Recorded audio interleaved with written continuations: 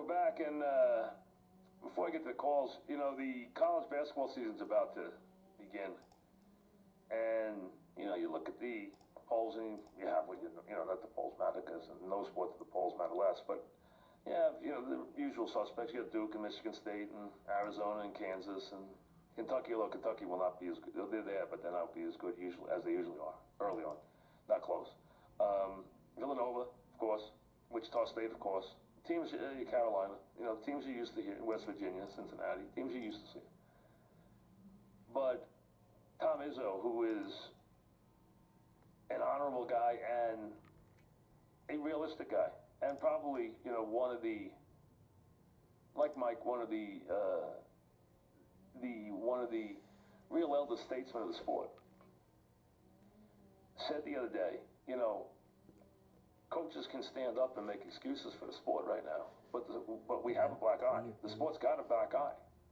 We can't do anything about it. We can act like it doesn't exist, but it does exist. You know, we've been knocked to the floor. On top of it, all the indictments that you saw with the FBI scandal that led to, of course, things like Patino being fired at Louisville. You had the scandal with Georgia Tech yesterday. And you have that embarrassment of epic proportions in China with the UCLA players and with Ball's younger brother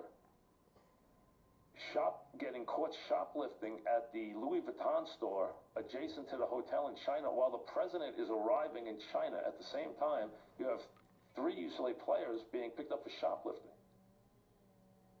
Now, Ball's father was going to hold a press conference over there and go into his usual, you know, ranting antics, and was told by the State Department, if you do that, we might not find your son for months.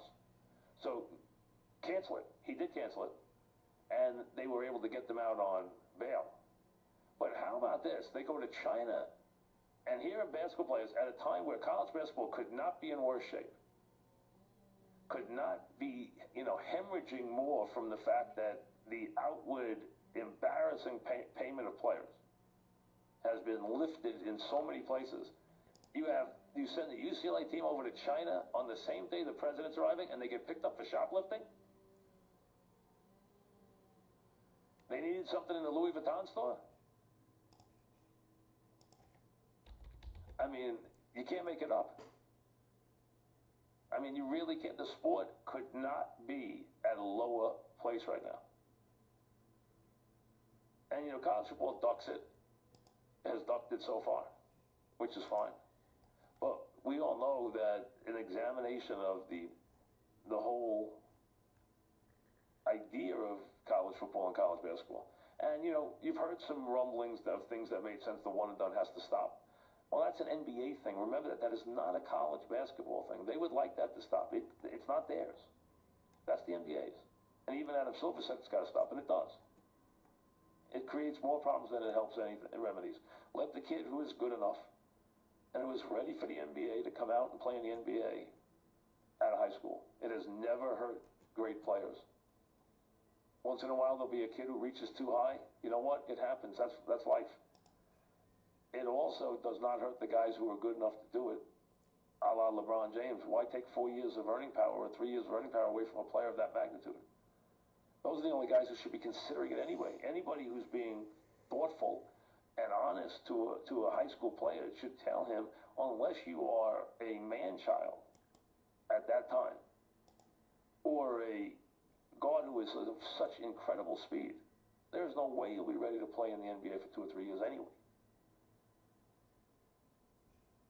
Coming off a high school court, unless you are a prodigy. If you're a prodigy, so be it, like LeBron was.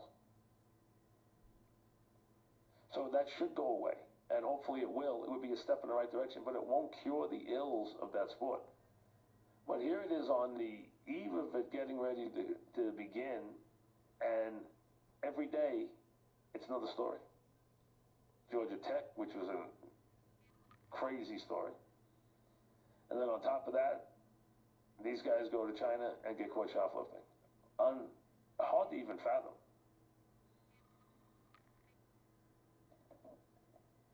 And the penalty over there is not a slap on the wrist like it is here for some kid who gets caught shoplifting.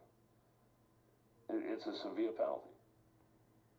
They have very different rules. So, and that's why, at least for the first time in his life, Bull was smart enough to keep his big mouth shut and not cause an international incident.